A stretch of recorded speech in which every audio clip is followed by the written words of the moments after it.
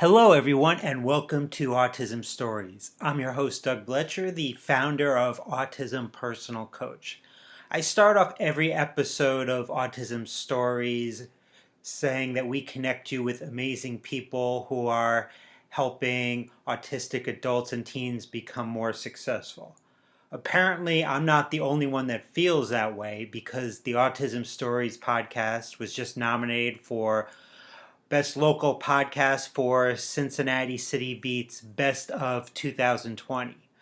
I really want to thank all the great people who we've had a chance to interview, as well as anyone who has listened to just one or many of the Autism Stories podcasts. It truly is appreciated. We would love for you to vote for Autism Stories for Best Podcast, and you can find the link to do so in the podcast description for this episode. On today's episode, we are going to talk with Chris Hall, who is one of those amazing people who started his own business, Computers for the Autistic Foundation. We talk with Chris about the importance of his business and how he is helping the autism community. We hope you enjoy today's conversation. Chris, thanks so much for joining us today. Oh, not a problem. I always enjoy having interviews with people. I wanted to start off by learning your story, and where does your story in the autism community begin? So, my story with the autism community starts off with the fact that, like a lot of those individuals with autism, I actually had to deal with a lot of stuff as a child. Basically, being on my own, having to deal with trying to cope with things in the world that people with autism have a hard time understanding and so on. And for the fact I was in special education all of my life. Now, in 2012, you founded Computers for the Autistic Foundation, which fixes and refurbishes old laptops that are donated and delivered to autistic children. How did the idea to create this foundation come about? So the idea came to me when originally the Computers for the Autistic Foundation was a work-from-home company that I called the PC Pet Stop. At the time, we weren't making a lot of money, and we weren't getting a lot of customers at all, so I kind of wanted to change up the whole organization where, the whole business from just fixing computers for people but also distribute computers donated to children with autism and other disabilities and so on. What about your background with computers? How did you learn to refurbish these laptops? Well, as a lot of autistic people do, they tinker with stuff. They take things apart. They try to learn things one at a time and so on. And that's what I really did. I basically took apart old computers, tried to figure out what the problems were by diagnosing them and repairing them, and that's really how my background with computers started, with self-educating myself on the right and the wrongs of fixing computers. And was there any formal education, or was it just self-education? It was all self-taught. An interesting component of Computers for the Autistic Foundation is that once you refurbish these laptops, you personally deliver the computers using an ELF, which is a velomobile. For those that may not be aware, what exactly is this, and why is it important to you in your business to use this type of vehicle? An ELF is a velomobile. Velomobile means bike car. It is an enclosed three-wheel recumbent tricycle that we use to go around the Boston area and to pick up donations as well as to try to go out to those in the community to deliver computers. And we also use the ELF as an educational tool for micromobility, as it is a solar pedal hybrid vehicle, which means it's solar powered and it's pedal powered. So you get the power from the sun to charge your battery to power the electric drive system for it. In addition to this, you've done deliveries using a trike and have logged well over 4,000 miles in 3 years' time with this. That sounds like a pretty good amount of exercise. How do you think that exercise using that trike has impacted your life? Well, using the trikes has definitely gave us the ability to go out and partner up with other people who we work with. One individual who we work with is our newest member of our team. His name is Alan Wright. He's actually our financial advisor, and he's also a bike rider as well. And he was the one that got me involved in working on the Alps, and also has helped us over the year or so, doing repairs and maintenance and keeping up with what we need to do to get around. So, Just thinking about the cost of the ELF, how cost effective is that compared to other forms of transportation? as of right now, as the date is set of the 23rd, all of our Alps are actually out of service, being rebuilt um, the from the previous owner's mileage. So, unfortunately, using the Alps is a very expensive kind of thing to work on.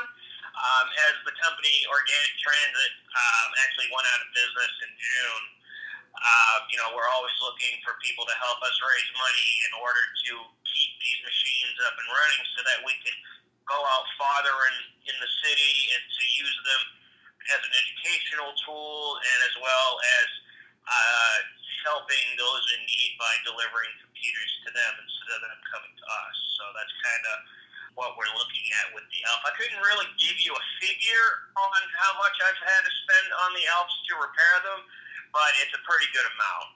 What about the children and their families that you do deliver these computers to?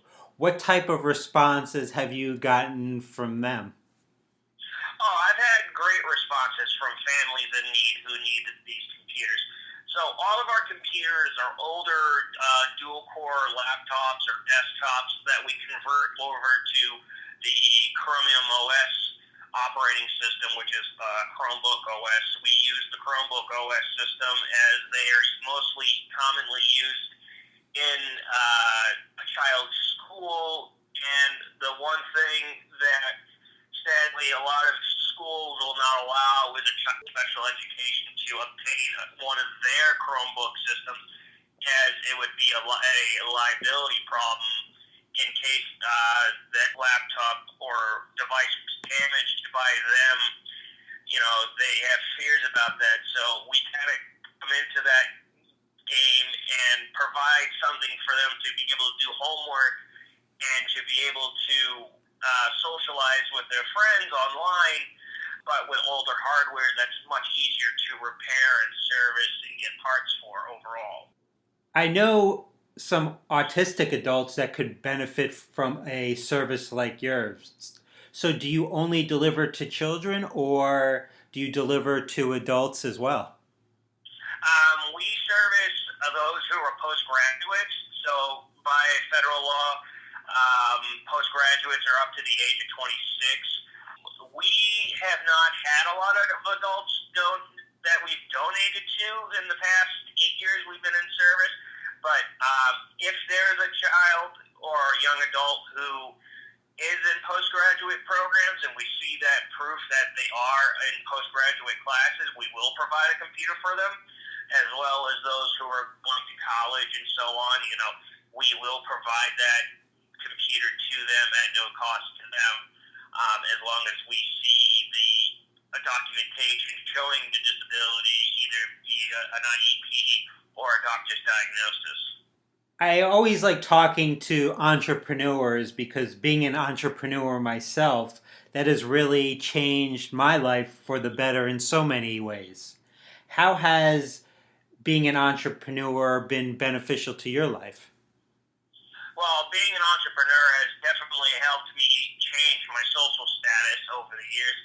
as a child, I was a very antisocial person, but ever since I became an entrepreneur of my own organization, I've been able to go out and go to places I never thought I'd be able to go out to and work with people that I never thought I'd be able to work with. It has definitely benefited my life overall, working my own job overall, not working for somebody else. So I'm very happy to be able to work as my own company, even if it's a very small one. So for me, being an entrepreneur, I think one of those benefits that I didn't anticipate is it's helped me to grow my community. How has being an entrepreneur helped you to develop community for yourself? In my community, being two things, as well as my being an entrepreneur, I'm one, a disability advocate, and second, I'm also a cyclist advocate.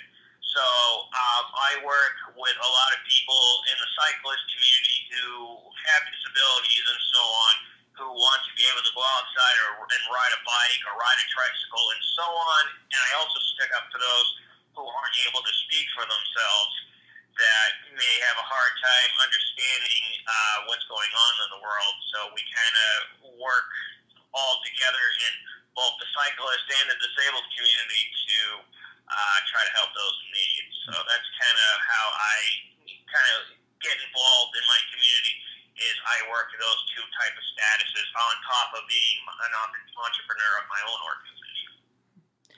Now, for those that want to learn more about computers for the Autistic Foundation, how would they go about doing that? Well, they can come check out our Instagram, they can come check out our Facebook page, and they can also check out our website. I would definitely go and type up Computers for the Autistic Foundation on Google, because the URL is kind of odd, but it's hard to say. It's not like a great URL because it's a wix.com URL, but definitely just type up Computers for the Autistic Foundation on Google and you'll be able to find us there. And what about donations? Are you still currently looking for donations? Yes, we are always looking for donations. So we accept any computer that is a dual core computer. We also raise money online via our GoFundMe pages. We have a few of them for certain things. So we have one specifically for buying computer parts, or even buying us a coffee, or helping us rebuild the ELF, as well as keeping our trikes up to maintenance and stuff, so that we can get around and connect with our community and be able to go outside and not go out of our mind sitting around in a basement all day long. I really appreciate your time, Chris. Thanks so much for joining me today, and I wish you the best with the Computers for the Autistic Foundation. And thank you, Doug. I hope that you have a Merry Christmas and a Happy New Year. Thank you for listening to today's episode, and thank you so much to Chris for the conversation. Modern life can be challenging for anyone. When you're autistic, the world isn't designed with your unique traits in mind, and everyday demands can feel insurmountable. At Autism Personal Coach, we celebrate neurodiversity by empowering adults and teens to be the best version of their authentic selves. The people we serve are the real experts. We're here to help their goals become a reality. To get an autism coach for a loved one or yourself, you can email us at doug.bletcher@autismpersonalcoach.com or call or text us at 216-336-5889 and request a coach today. On the next episode of Autism Stories, we will talk with Haley Moss and Amy Guetta about the Americans with Disabilities Act 29 years later. Talk to you then. Conversation issues, keeping it short, even with practice, we still struggle to having a relationship with someone we like, talking to people